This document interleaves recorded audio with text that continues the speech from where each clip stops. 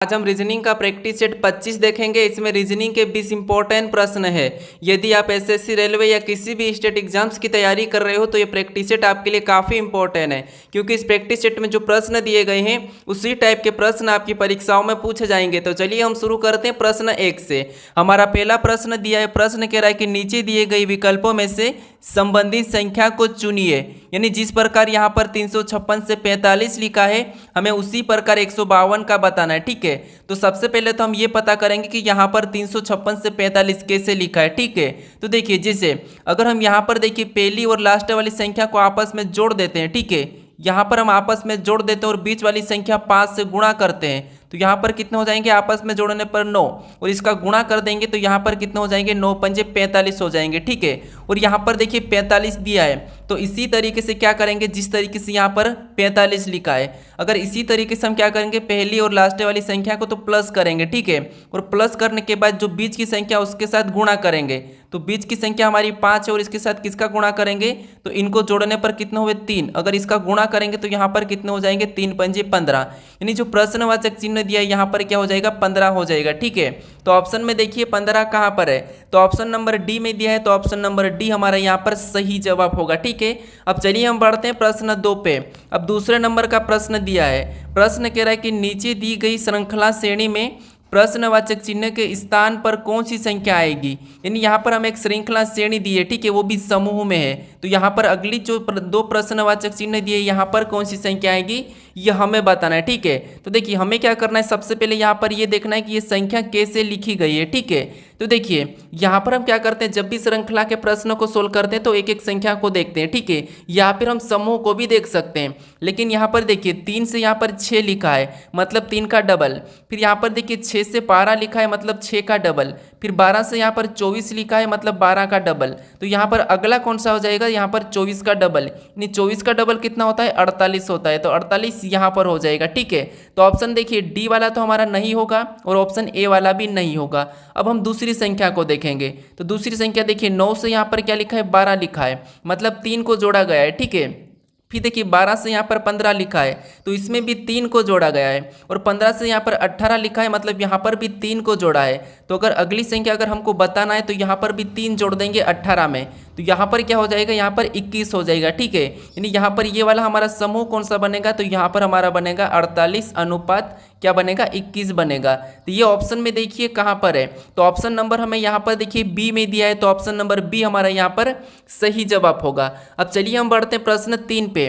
अब तीसरे नंबर का प्रश्न दिया है, प्रश्न क्या कह रहा है, देखिए प्रश्न कह रहा है कि उस वेन आरेख का चयन करें जो दिए गए वर्गों के बीच संबंध को दर्शाता है।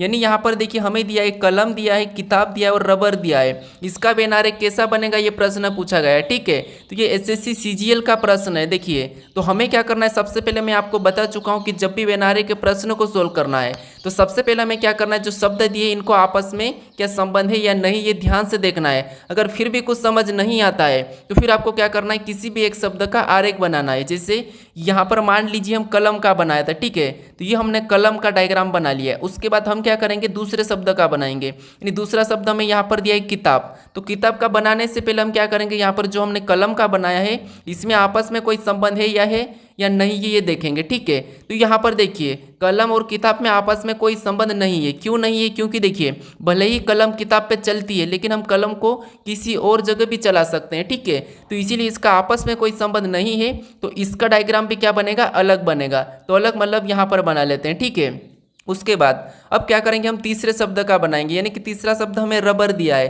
तो रबर का बनाने से पहले इन 2 शब्दों से आपस में कोई संबंध है या नहीं है ये चेक करते हैं। तो यहाँ पर देखिए रबर का किताब से तो कोई संबंध नहीं है और कलम से भी कोई संबंध नहीं है। ठीक है, तो यहाँ पर ये भी क्या अलग बनेगा, तो ऑप्शन में हम देखेंगे कि ये अलग अलग वाले इस प्रकार के कहाँ पर है, तो ऑप्शन नंबर देखिए हमें सी में दिया है, तो ऑप्शन नंबर सी हमारा यहाँ पर सही जवाब होगा। ठीक है, अब चलिए हम बढ़ते हैं प्रश्न 4 पे। अब चौथे नंबर का प्रश्न दिया है, प्रश्न कह रहा है कि एक निश्चित कूट भाषा में यदि EAR को 2037 और PBU को 2341 लिखा जाता है तो उसी कोड भाषा में DIG को कैसे लिखा जाएगा, ये प्रश्न पूछा है। ठीक है, ये प्रश्न भी SSC CGL में ही पूछा गया था। तो अब देखिए यहाँ पर हम क्या करेंगे, सबसे पहले तो देखिए मैं आपको बता चुका हूँ कि जब हमें 2 एग्जाम्पल दिए जाते हैं, ठीक है, तो हम क्या करते हैं, वहाँ पर अगर उसी के अक्षर हमें पूछे जाते हैं तो इनके कोड हम चुरा लेते हैं। लेकिन यहाँ पर देखिए हम क्या करेंगे, यहाँ पर अलग अक्षर है तो फिर हम यहाँ पर इनका कोड निकालेंगे। तो कोड निकालने तो ध्यान से देखिए, जिससे यहाँ पर अगर हम देखते हैं तो ई 5 नंबर पे आता है और यहाँ पर देखिए 20 लिखा है, तो इसका मतलब ये कि ज़्यादा लंबा है। तो फिर क्या करना है, मैं आपको बता चुका हूँ कि क्रॉसिंग मेथड यूज करना है, जिससे यहाँ पर R 18 नंबर पे आता है लेकिन यहाँ पर 20 लिखा है, मतलब 2 प्लस करके लिखा है। ठीक है, फिर ए हमारा 1 नंबर पे आता है और यहाँ पर 3 लिखा है तो यहाँ पर भी 2 प्लस किया है। फिर देखिए ई हमारा 5 नंबर पे आता है लेकिन यहाँ पर 7 लिखा है, मतलब यहाँ पर भी 2 प्लस किया है। ठीक है, तो वैसा ही हम यहाँ पर चेक करते दूसरे एग्जाम्पल में। तो यहाँ पर देखिए ई हमारा 21 नंबर पे आता है लेकिन यहाँ पर 23 लिखा है, यानी यहाँ पर भी 2 को जोड़ा गया है। उसके बाद यहाँ पर बी हमारा 2 नंबर पे आता है लेकिन यहाँ पर 4 लिखा है तो यहाँ पर भी 2 प्लस किया है। फिर देखिए पी हमारा 16 नंबर पे आता है लेकिन यहाँ पर 18 लिखा है, यानी यहाँ पर भी 2 को जोड़ा गया है। तो हम क्या करेंगे, यहाँ पर भी पीछे से लिख के 2 को जोड़ लेंगे। ठीक है, तो जी हमारा 7 नंबर पे आता है, 2 को जोड़ देंगे तो यहाँ पर कितने हो जाएंगे, 9 हो जाएंगे। उसके बाद आई हमारा कितने नंबर पे, 9 नंबर पे आता है, इसमें भी 2 जोड़ देंगे तो यहाँ पर कितने हो जाएंगे, 11 हो जाएंगे। ठीक है, उसके बाद डी हमारा ABCD में 4 नंबर पे आता है और इसमें भी हम 2 जोड़ देंगे तो यहाँ पर कितने हो जाएंगे, 6 हो जाएंगे। यानी 51 16 हमें ऑप्शन में देखना है। तो ऑप्शन नंबर देखिए बी में दिया है, तो ऑप्शन नंबर बी हमारा यहाँ पर सही जवाब होगा। ठीक है, अब चलिए हम बढ़ते हैं प्रश्न 5 पे। अब 5 नंबर का प्रश्न दिया है, प्रश्न कह रहा देखिए, प्रश्न कह रहा है कि निम्नलिखित प्रश्न में प्रश्न चिन्ह के स्थान पर कौन सी संख्या आएगी। यानी यहाँ पर हमें एक प्रश्नवाचक चिन्ह दिया है, यहाँ पर कौन सी संख्या आएगी ये प्रश्न पूछा है। ठीक है, तो जब भी इस टाइप का प्रश्न पूछा जाता है तो मैं आपको बता चुका हूँ कि कैसे सोल्व करना है। जो प्रश्नवाचक चिन्ह दिया है, ठीक है, इसी की जगह बाकी की संख्या कैसे लिखी है ये सबसे पहले तो आपको पता करना है। ठीक है, तो जिससे यहाँ पर हम क्या पता करेंगे कि जो 3 लिखा है ये कैसे लिखा है। इन 2 संख्या को ऐसा क्या किया कि यहाँ पर ये 3 लिखा है, हम भी सेम तरीके से इन 2 संख्या को वैसा ही करेंगे। ठीक है, चाहे जोड़ सकते, घटा सकते, माइनस का कुछ भी कर सकते। ठीक है, तो देखिए जैसे यहाँ पर अगर हम इन संख्या को आपस में जोड़ देते हैं तो यहाँ पर आपस में जोड़ने पर हमारे कितने हो जाएंगे, 27 हो जाएंगे। ठीक है, कितने हो जाएंगे, 13 और 14 को जोड़ेंगे तो 27, और 27 को अगर 9 से काटते हैं, क्योंकि हमें तो 3 का पता करना है, तो इसको 9 से काटेंगे तो यहाँ पर हमारे बराबर कितने हो जाएंगे, 3। और देखिए यहाँ पर 3 दिया है। अब इसी तरीके से यहाँ पर चेक करते हैं। ठीक है, तो यहाँ पर देखिए 27 और 54 को क्या करना है, आपस में प्लस करना है। ठीक है, तो इनको प्लस करेंगे तो कितने हो जाएंगे, 81 हो जाएंगे। ठीक है, और 81 को भी क्या करना है हमें, यहाँ पर 9 से काटा था तो यहाँ पर भी 9 से काटना है।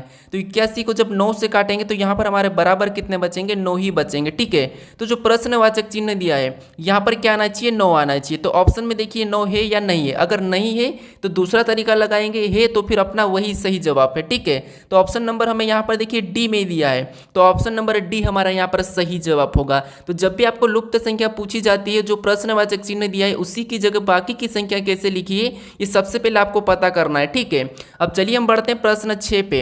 अब 6 नंबर का प्रश्न दिया है, प्रश्न कह रहा है कि निम्नलिखित प्रश्न में दिए गए विकल्पों में से विषम अक्षर समूह का चयन करें। यानी यहाँ पर हमें कुछ विकल्प, 4 विकल्प दिए, इसमें संख्या लिखी है। ठीक है, इसमें से हमें विषम बताना है। तो अब देखिए क्या करना है, सबसे पहले तो आपको पता है, हम संख्या को ध्यान से देखते हैं कि संख्या किसी का वर्ग लिखा है या किसी का घन लिखा है। अगर संख्या बड़ी हो तो फिर आपस में उसको क्या करना है, जोड़ के देखना है। तो जैसे यहाँ पर देखिए इनको अगर हम आपस में जोड़ते हैं तो 4 और 2 6, और 6 में 6 को जोड़ेंगे तो यहाँ पर टोटल कितने हो रहे हैं, हमारे 12 हो रहे हैं। ठीक है, इनको जोड़ने पर उसी तरीके से यहाँ पर 6 और 6 को जोड़ेंगे तो 12, और 12 में 4 को जोड़ेंगे तो यहाँ पर कितने हो रहे हैं, 16 हो रहे हैं। ठीक है, फिर देखिए उसके बाद यहाँ पर 2 और 3 को जोड़ेंगे तो 5, 5 में 8 को जोड़ेंगे तो यहाँ पर कितने हो रहे हैं, 13 हो रहे हैं। ठीक है, कितने, 13। उसके बाद यहाँ पर देखिए ऑप्शन डी, 3 और यहाँ पर 8 को जोड़ेंगे तो 11, 11 में 7 जोड़ेंगे तो यहाँ पर कितने हो रहे हैं, 18 हो रहे हैं। अब देखिए हमें क्या कहा था कि विषम का चयन करें, यानी कि अलग बताना है। तो यहाँ पर अलग हम कौन सा बताएंगे, कैसे बताएंगे, तो देखिए जैसे यहाँ पर हमारी एक संख्या हमें दिखी जो कि है 13, ये 13 जो है, ठीक है, ये क्या है, एक विषम संख्या भी है और अभाज्य संख्या भी है। तो यही हमारी क्या हो जाएगी, विषम हो जाएगी। ठीक है, क्या हो जाएगी, विषम। तो ऑप्शन नंबर हमारा कौन सा यहाँ पर सी वाला अलग होगा, यानी ऑप्शन नंबर सी ही हमारा यहाँ पर सही जवाब होगा। ठीक है, तो जब भी आपको संख्या बड़ी दे और वहाँ पर अगर वर्ग घन किसी का न हो तो फिर आपको क्या करना है, वहाँ पर जोड़ के देखना है, तो आपका ऑटोमेटिक आंसर निकलेगा। अब चलिए हम बढ़ते हैं प्रश्न 7 पे। अब 7 नंबर का प्रश्न दिया है, प्रश्न कह रहा है कि नीचे दी गई अक्षर श्रृंखला श्रेणी में रिक्त स्थान को पूर्ण कीजिए। यानी यहाँ पर हमें अक्षर दिए हैं और कुछ रिक्त स्थान भी है, ठीक है। यहाँ पर हमें किन अक्षर को भरे कि हमारी ये अक्षर श्रृंखला पूरी हो। तो देखिए इस टाइप के जब भी प्रश्न पूछे जाते हैं तो मैं आपको बताया था कि उनको काउंट करना है या फिर 3-4 में भाग करना है, ठीक है। तो जिससे यहाँ पर हम गिन लेते हैं 1 2 3 4 5 6 7 8 9 10 11 12, टोटल हमारे कितने हो रहे 12 हो रहे, ठीक है। मतलब हम 3 में भी काट सकते हैं, 4 में भी काट सकते हैं। अब देखिए एक बार हम क्या करते हैं 4-4 में इसको अलग करके देख लेते हैं, ठीक है। अगर जोड़ा बनता है तो फिर सही हो जाएगा। तो ये हमने 4-4 में अलग किया।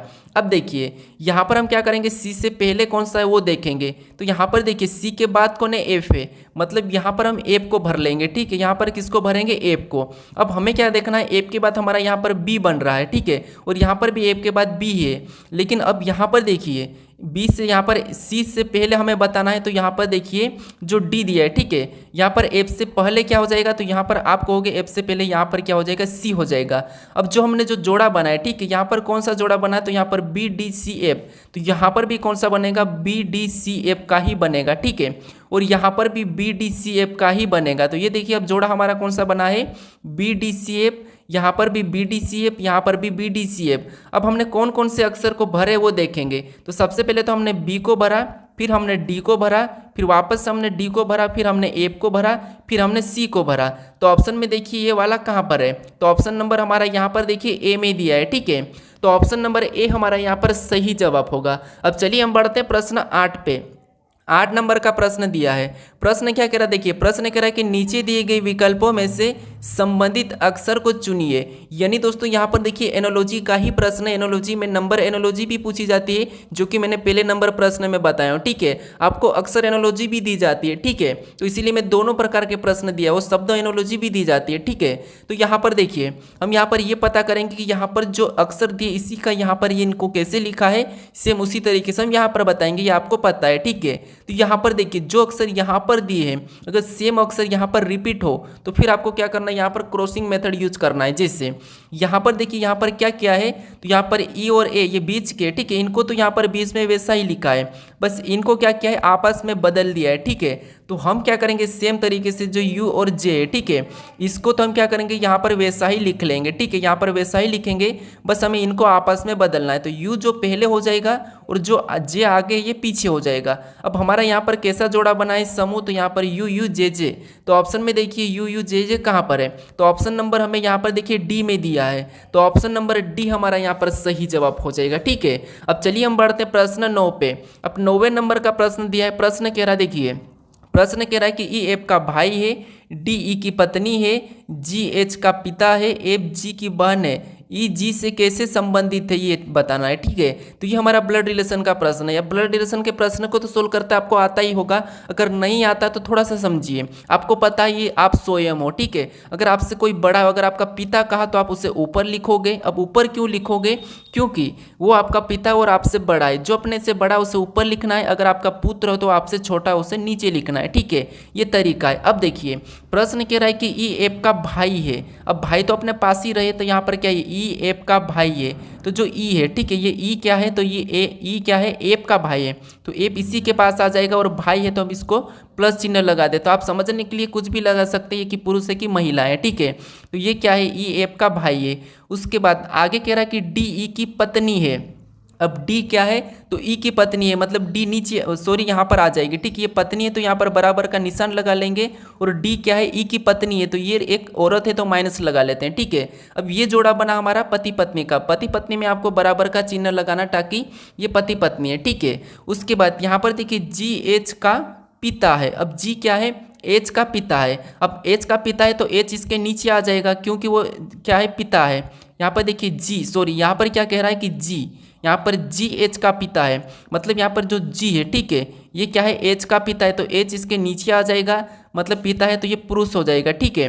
अब देखिए आगे प्रश्न कह रहा है कि एफ जी की बहन है। अब एफ क्या है, तो एफ जी की बहन है, मतलब ये भी भाई बहन में चले जाएंगे, और एफ क्या है, जी की बहन है, ठीक है, तो इसको हम औरत लगा देते हैं। उसके बाद अब देखिए यहाँ तक हमारा पूरा हुआ। अब प्रश्न कह रहा है कि ई जी से कैसे संबंधित है। अब देखिए दोस्तों, आपको ये भी आता है कि आप इस टाइप का भी चित्र बना लेते हो, इस टाइप का आप सब समीकरण बना के समझ लेते हो, ठीक है।